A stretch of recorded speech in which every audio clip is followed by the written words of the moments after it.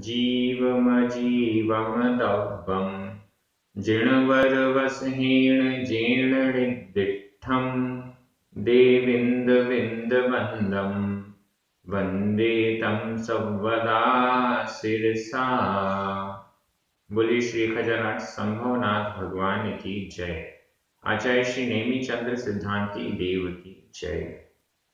हम सभी बड़े सौभाग्यशाली हैं जो हमें आचार्य नेमिचंद्र सिद्धांति देव द्वारा रचित महान ग्रंथ द्रव्य संग्रह के अध्ययन का अवसर मिल रहा है। यह ग्रंथ निश्चित रूप से जैन धर्म के तत्व दर्शन को प्रस्तुत करने वाला है। आज हम गाथा क्रमांक 47 पर पहुंच चुके हैं। इस गाथा में ध्यान का क्या महत्व है और ध्यान का मोक्ष मार्ग से क्या रिलेशन है, यह सब स्पष्ट हो पाएगा। गाथा बहुत अच्छी है, समझने लायक है।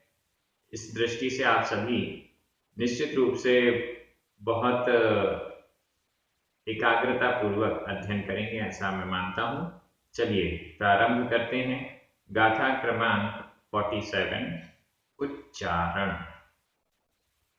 दुविहम दुविहम पी पी मोक्ष हेयुम अधक ख मोक्ष हेयुम झाणे झाणे पाउणदी पाउणदी जम जम मुनि मुनि नियम नियम तम्हा अधमाढ़ तम्हा पयत चित्ता आधता पुरता दोनों जगह पयत चित्ता जूयम जूयम झाणम झाणम समभसः आधबार्ध समभसः समभसः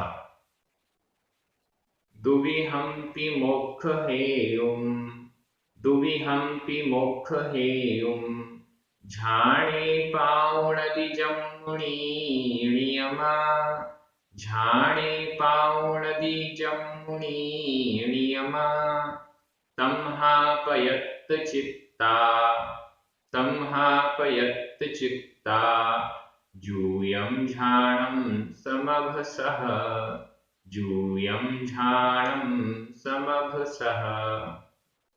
बड़ी अच्छी गाथा है और ये एकदम स्पष्ट कर रही है कि ध्यान की अवस्था में दोनों प्रकार के मोक्ष मार्ग, निश्चय मोक्ष मार्ग और व्यवहार मोक्ष मार्ग, ये दोनों प्रकार के मोक्ष मार्ग मुनि प्राप्त करते हैं। अब देखिएगा, दुविहंपि मोक्ष हेयुम दुविहम दुविहम पी भी दुविहम दो यानी दो, विह यानी प्रकार, दो प्रकार, दुविहम दो प्रकार वाले, दो भेद वाले, दो प्रकार वाले, पी भी मोक्ष हेयुम मोक्ष मोक्ष हेयुम हेतु मोक्ष के हेतु, दोनों प्रकार के मोक्ष के हेतु, दोनों प्रकार के मोक्ष के हेतु। मोक्ष के हेतु से तात्पर्य मोक्ष का हेतु यानी मोक्ष का कारण। मोक्ष का कारण मतलब मोक्ष मार्ग, मोक्ष मार्ग मतलब रत्नत्रय, सम्यक दर्शन, सम्यक ज्ञान और सम्यक चारित्र। दो प्रकार का मोक्ष का हेतु, दो प्रकार का मोक्ष का मार्ग, दो प्रकार का रत्नत्रय यानी व्यवहार रत्नत्रय और निश्चय रत्नत्रय। व्यवहार मोक्ष मार्ग और निश्चय मोक्ष मार्ग, ये दो प्रकार का मोक्ष का हेतु हुआ।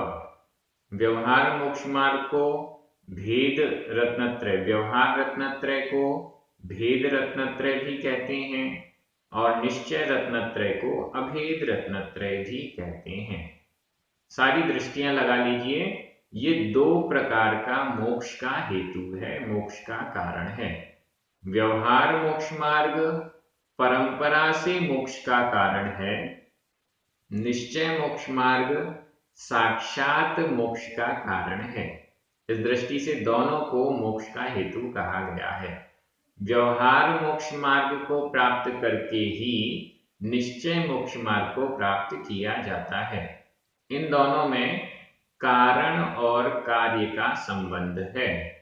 व्यवहार मोक्ष मार्ग को कारण कहा गया है, निश्चय मोक्ष मार्ग को कार्य कहा गया है, क्योंकि व्यवहार मोक्ष मार्ग ही निश्चय मोक्ष मार्ग में पहुंचाने वाला है। इन सब बातों को ध्यान में रखिएगा। दुविहंपि मोक्ष हेयुम, दोनों प्रकार के मोक्ष के हेतु को, दो प्रकार वाले मोक्ष के हेतु मोक्ष के कारण को झाणे, झाण यानी ध्यान, झाणे ध्यान में, ध्यान की अवस्था में। यहां पर सप्तमी विभक्ति का एक वचन है, लेकिन इसका अर्थ तृतीया विभक्ति के एक वचन में किया जा रहा है। ध्यान के द्वारा, ध्यान के द्वारा पाउणदी प्राप्त करता है। प्राकृत में ऐसा नियम है, कई ऐसी विभक्तियां हैं जहां पर विभक्ति का प्रयोग जैसे यहाँ सप्तमी विभक्ति का प्रयोग किया है, लेकिन उसका अर्थ हमें तृतीया विभक्ति में करना है। तो ऐसे कई नियम अन्य अन्य विभक्तियों के भी हैं जहां पर विभक्ति कोई लगाई जाती है, अर्थ कुछ और किया जाता है। यह प्रवृत्ति प्राकृत से होती हुई अपभ्रंश में और अपभ्रंश से होती हुई हिंदी में भी आई है। कई बार हमें जैसे चतुर्थी विभक्ति का प्रयोग करना चाहिए, उसके लिए लड्डू दे दो, ठीक है ना। किसी को कोई चीज देनी है तो चतुर्थी विभक्ति का प्रयोग करना होता है, लेकिन हम क्या करते हैं, क्या कहते हैं, उसको लड्डू दे दो, द्वितीय विभक्ति का प्रयोग करते हैं। तो यह प्रवृत्ति हिंदी में भी आई है, प्राकृत से अपभ्रंश में, अपभ्रंश से हिंदी में। ये पूरी प्रवृत्ति हमें हिंदी में भी और अन्य प्रादेशिक भाषाओं में भी यह प्रवृत्ति हमें देखने को मिलती है। तो यहाँ पर झाणे ध्यान के द्वारा दोनों प्रकार के मोक्ष के हेतु को, दोनों प्रकार के मोक्ष के मार्ग को ध्यान के द्वारा पाउणदी प्राप्त करता है। यह वर्तमान काल अन्य पुरुष एक वचन का क्रिया रूप है। यहाँ पर क्रिया है पाउण, यह क्रिया है और इसमें दी प्रत्यय लगा हुआ है, वर्तमान काल अन्य पुरुष एक वचन का। तो पाउणदी प्राप्त करता है। जिन भी लोगों ने प्राकृत सर्टिफिकेट कोर्स किया है उनको ये समझ में आ रहा होगा कि वर्तमान काल में कौन कौन से प्रत्यय अन्य पुरुष एक वचन में लगते हैं। ई, ए, डी, दे, ये 4 प्रत्यय लगते हैं। यहाँ पर दी प्रत्यय का प्रयोग है। पाउणदी प्राप्त करता है। ध्यान के द्वारा दोनों प्रकार के मोक्ष मार्ग को प्राप्त करता है। जम, यहां पर अव्यय है। जम क्योंकि ध्यान के द्वारा दोनों प्रकार के मोक्ष मार्ग को प्राप्त करता है। कौन प्राप्त करता है? कर्ता। कौन प्राप्त करता है? कर्ता ढूंढिए जिसमें प्रथमा विभक्ति लगी हो। तो यहाँ पर मुनि एक ही शब्द हमें मिल रहा है जो प्रथमा विभक्ति में है। मुनि पाउणदी प्राप्त करता है। मुनि प्राप्त करता है। मुनि से तात्पर्य है जिसने 5 परमेष्ठियों में से साधु परमेष्ठी का स्वरूप प्राप्त कर लिया है, जो सम्यक दर्शन, ज्ञान और चारित्र रूप रत्नत्रय को धारण करते हैं, जो ज्ञान, ध्यान और तप में लीन रहते हैं, जो समस्त पाप का त्याग कर चुके हैं, जो घर गृहस्थी का त्याग कर चुके हैं, इत्यादि इत्यादि। वे मुनि, मुनि मुनि, वह मुनि ध्यान के द्वारा दोनों प्रकार के मोक्ष के हेतु को पावनदी प्राप्त करता है। एक शब्द और है, नियमा। नियमा, नियम से, नियम से, निश्चित रूप से। मुनि दोनों प्रकार के मोक्ष के हेतु को ध्यान के द्वारा पावनदी प्राप्त करता है। यह निश्चित रूप से है, अनिश्चय की दशा नहीं है। प्राप्त कर भी ले, प्राप्त ना भी करे, ऐसा नहीं है। मुनि ही ध्यान के द्वारा ही दोनों प्रकार के मोक्ष मार्ग को पावनदी प्राप्त करता है। यहां मुनि शब्द देने से स्पष्ट हो गया कि गृहस्थ या एक देशव्रती या जो मुनि नहीं है, आदिका आदि, ये सभी दोनों प्रकार के मोक्ष के हेतु को प्राप्त नहीं कर सकते हैं। ये बात यहां पर एकदम स्पष्ट हो गई। और भी बहुत सारी बातें स्पष्ट हो रही हैं, कर लेते हैं चर्चा। सबसे पहली बात ये स्पष्ट हो रही है कि मोक्ष के हेतु दो हैं, एक नहीं। व्यवहार रत्नत्रय भी, व्यवहार मोक्ष मार्ग भी मोक्ष का हेतु है। जो लोग व्यवहार को अच्छा नहीं मानते, जो लोग व्यवहार को सच्चा नहीं मानते, उनको ये गाथा देखनी चाहिए। दुविहम्पि मोक्ष हेयु, यहाँ दुविहम, दो प्रकार वाले, यह लिखना आवश्यक नहीं था।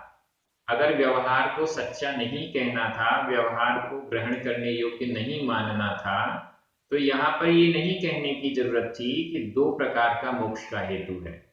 वो यही कहते हैं निश्चय मोक्ष मार्ग ही सच्चा मोक्ष मार्ग है, उसको प्राप्त करने के लिए ध्यान आवश्यक है। लेकिन ऐसा नहीं, व्यवहार मोक्ष मार्ग और निश्चय मोक्ष मार्ग, ये दोनों मोक्ष मार्ग हैं, मोक्ष के मार्ग हैं, मोक्ष के हेतु हैं, मोक्ष के कारण हैं। सीढ़ियां हैं, नीचे वाली सीढ़ी और ऊपर वाली सीढ़ी। ये नीचे से ऊपर तक की सारी सीढ़ियां, ध्यान दीजिएगा, नीचे से लेकर ऊपर तक की सारी सीढ़ियां हमें मंजिल तक पहुंचाती हैं। नीचे वाली सीढ़ी भी मोक्ष का मार्ग है, ऊपर वाली सीढ़ी भी मोक्ष का मार्ग है। नीचे वाली सीढ़ी परंपरा से मोक्ष का मार्ग है। परंपरा से मतलब पहले एक सीढ़ी चढ़ो, फिर दूसरी, फिर तीसरी, ऐसे कर करके परंपरा से मोक्ष का मार्ग, मोक्ष का रास्ता है। लेकिन जो अंतिम सीढ़ी है वो साक्षात मोक्ष में पहुंचाने वाली है। ये तो सिस्टम बनता ही है, सारी सीढ़ियां साक्षात मोक्ष का मार्ग तो नहीं बनेंगी, कुछ परंपरा से बनेंगी, और जो अंतिम सीढ़ी है वो साक्षात बनेगी।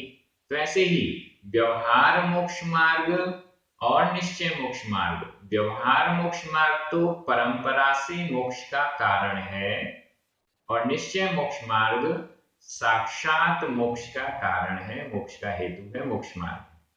ये दो प्रकार के मोक्ष मार्ग, ये दो प्रकार के मोक्ष के हेतु स्वीकार किए गए हैं। अभी तक की किसी भी गाथा में आपने ये नहीं पढ़ा कि व्यवहार मोक्ष मार्ग सही नहीं है, बल्कि ये पढ़ा कि व्यवहार मोक्ष मार्ग को स्वीकार करने के बाद ही निश्चय मोक्ष मार्ग की बात शुरू होती है।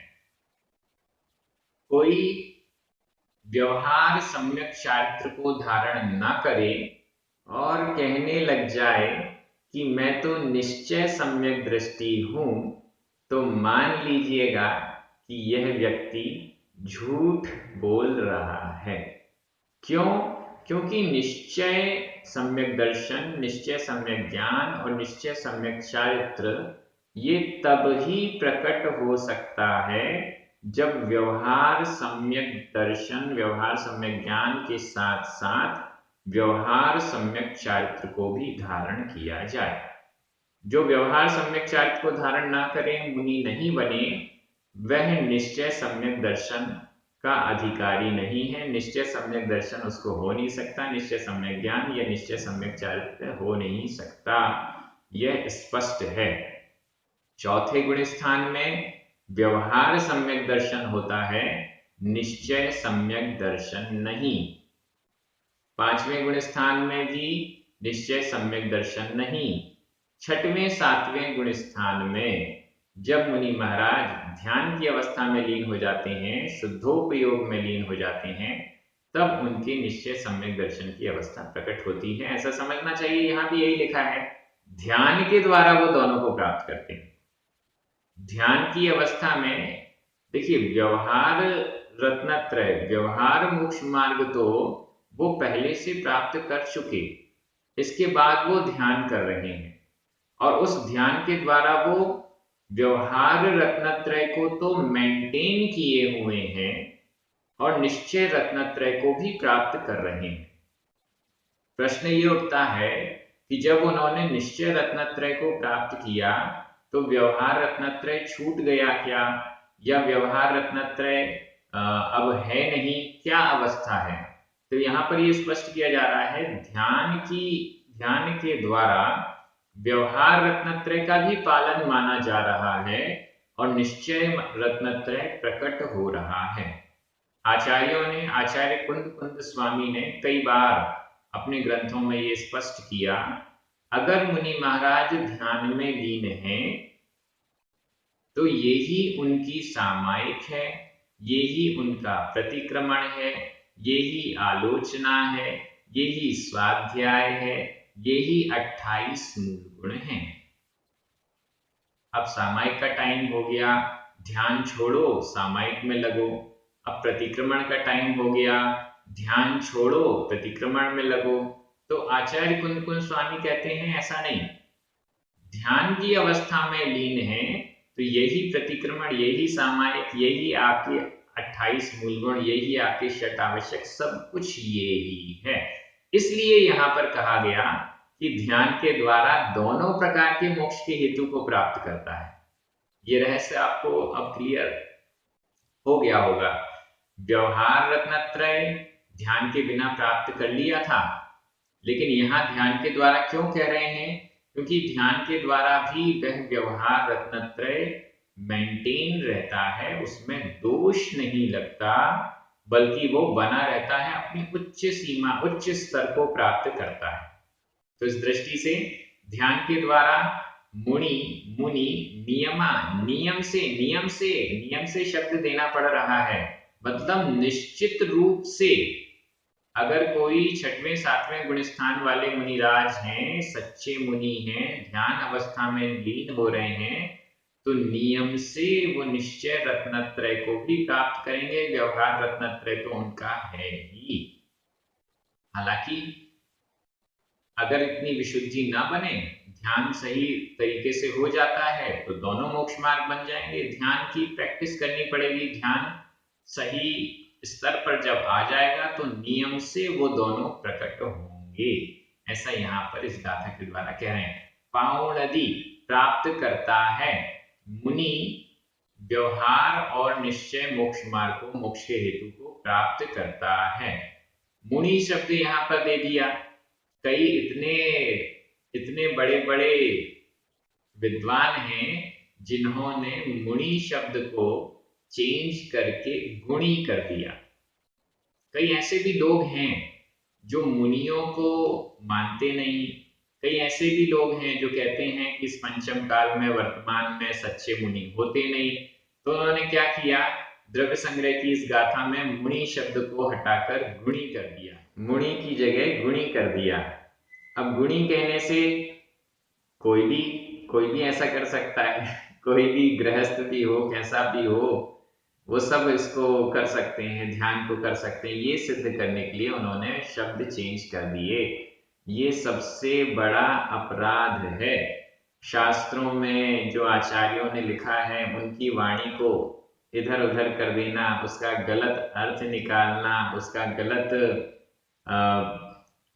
मतलब शब्द चेंज कर देना, ये सब जो अगर गलती से होता है तो बात अलग है, मिस्टेक हो गई या मान लीजिए ध्यान नहीं दे पाए, लेकिन जानबूझकर अगर कोई ऐसा कर रहा है तो ये सबसे बड़ा अपराध है, सबसे बड़ा पाप है। कई लोगों ने मुनि को गुणी कर दिया, कई लोग इसकी गाथा का अर्थ ऐसा अलग अलग लगा देते हैं कि मुनि ना भी हो तो निश्चय सम्यक दर्शन, निश्चय सम्यक ज्ञान, निश्चय सम्यक चारित्र हो जाएगा। ये सब चीजें गलत हैं। अगर आप ऐसे किसी स्वाध्याय समूह में हैं, ऐसे किसी विद्वान से स्वाध्याय ग्रहण कर रहे हैं, प्रवचन उनके सुन रहे हैं, तो कृपया उनसे दूरी बना लें। वो आपकी धारणा को गलत कर देते हैं। तो यहाँ पर दोनों प्रकार के मोक्ष के हेतु को क्योंकि मुनि नियम से ध्यान के द्वारा प्राप्त करता है, नीचे वाली लाइन तमहा इसलिए, जम क्योंकि, तमहा इसलिए, क्या करें, तमहा इसलिए, पयत्त चित्ता जूयम झाणम समभसः। आचार्य नेमिचंद सिद्धांति देव कह रहे हैं तमहा इसलिए, पयत्त चित्ता, प्रयत्न चित्त, पयत्त चित्ता, इसको अभी बाद में देखेंगे, पहले जूयम तुम सब, जूयम तुम सब, तुम सभी, झाणम ध्यान को, समभसः सम, अभ्यसः सम यानी अच्छी प्रकार से, अभ्यसः अभ्यास करो, तुम सब झाणम ध्यान का, ध्यान को, समभसः अच्छी प्रकार से अभ्यास करो। अभ्यसः यह विधि एवं आज्ञाकाल मध्यम पुरुष का बहुवचन का रूप है। अभ्यास करो, ध्यान का अभ्यास करो, क्योंकि ध्यान का अभ्यास जब लाखों करोड़ों बार ध्यान का अभ्यास मुनिराज करते हैं, तब जाकर कभी सही तरीके से ध्यान हो पाता है। कभी तो मच्छर आके हमारा ध्यान भटका देता है, कभी सर्दी, कभी गर्मी, कभी शेर, कभी चीते, कभी जंगली जानवर, ये ध्यान को भटका देते हैं। तो इसलिए मुनि महाराज क्या करते हैं, ध्यान का अभ्यास करते हैं, मच्छरों के परिशह को सहन करते हैं, गर्मी सर्दी के परिशह को सहन करते हैं, जंगली जानवरों के परिशह को सहन करते हैं, हर प्रकार के परिशह और उपसर्गों को सहन करते हुए ध्यान का अभ्यास करते हैं, क्योंकि इस ध्यान के द्वारा ही दोनों प्रकार के मोक्ष के हेतु प्रकट होते हैं, प्राप्त होते हैं। यहां पर ये बात स्पष्ट हो गई। जूयम का विशेषण है, तुम सभी का विशेषण है पयत्त चित्ता, पयत्त प्रयत्न, चित्ता चित्त, चित्त यानी मन, प्रयत्न पूर्वक अपने मन से प्रयास करते हुए, मतलब मन के उत्साह से सहित होते हुए, जूयम तुम सब ध्यान का अभ्यास करो। अब यहां पर तुम सब से तात्पर्य क्या है, क्योंकि मुनि इस कार्य को कर सकते हैं, तो मुनियों के लिए ये उपदेश है कि आप सभी ध्यान का अभ्यास कीजिए। हम गृहस्थ अवस्था में ध्यान नहीं कर सकते, लेकिन एकाग्रता प्राप्त कर सकते हैं, अपने आप को स्थिर करने का प्रयास कर सकते हैं, वो प्रयास मात्र होता है। ध्यान कौन कर सकता है, यह आगे आने वाली गाथा में आचार्य नेमिचंद्र जी स्वयं स्पष्ट कर रहे हैं। बहुत जरूरी गाथा है। हम लोग समझते हैं कि हम तो ध्यान कर सकते हैं, आंख बंद की और हमारा ध्यान चालू। अनेक क्लासेस भी लगती हैं जिसमें ध्यान सिखाया जाता है, बहुत कुछ होता है ध्यान के नाम पर, लेकिन ध्यान असली में कर कौन सकता है, ये आपको कल की गाथा में पता चलेगा। एक के बाद एक से एक गाथाएं आ रही हैं, ये आपको अर्थ एकदम स्पष्ट हो गया होगा। दोनों प्रकार, क्योंकि दोनों प्रकार के मोक्ष के कारण को मुनि ध्यान के द्वारा निश्चित रूप से नियम पूर्वक प्राप्त करता है, इसलिए तुम सभी प्रयत्न चित्त होकर अपने चित्त को एकाग्र करके ध्यान को अच्छी प्रकार से अभ्यास करो, ऐसा निर्देश हमें यहाँ पर प्राप्त हो रहा है। रिवीजन की दृष्टि से गाथा का अन्वय। जम मुनि झाणे नियमा दुविहम पि मोक्ष हेयुम पावणदि तमहा जूयम पयत्त चित्ता जूयम झाणम समभसः। मैं हिंदी अर्थ कर रहा हूं, आपकी नजर प्राकृत शब्दों पर जानी चाहिए। क्योंकि मुनि ध्यान के द्वारा नियम पूर्वक निश्चित रूप से दोनों प्रकार के मोक्ष के कारण को प्राप्त करता है। इसलिए प्रयत्न चित्त वाले या प्रयास पूर्वक उत्साह पूर्वक तुम सभी भी ध्यान का अच्छी प्रकार से अभ्यास करो। विभक्तियां देख लीजिए।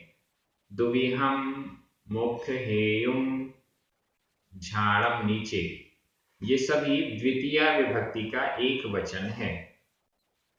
पी जम तमहा, ये तीनों ही अव्यय हैं, इसमें विभक्तियां नहीं होती। झाड़े सप्तमी विभक्ति का एक वचन है। पावणदी वर्तमान काल अन्य पुरुष एक वचन का क्रिया रूप है। मुनि प्रथमा विभक्ति का एक वचन है। नियमा पंचमी विभक्ति का एक वचन है। सब अलग अलग विभक्तियां आ रही हैं। पयत्त चित्ता और जूयम यह प्रथमा विभक्ति का बहुवचन है। और समभसः यह विधि एवं आज्ञाकाल मध्यम पुरुष का बहुवचन है।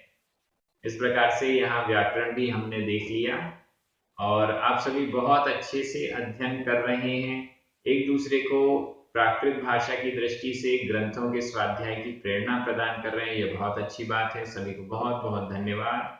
पुण्यार्जकों को विशेष धन्यवाद। सभी को जय जिनेंद्र। जिनवाणी माता की जय।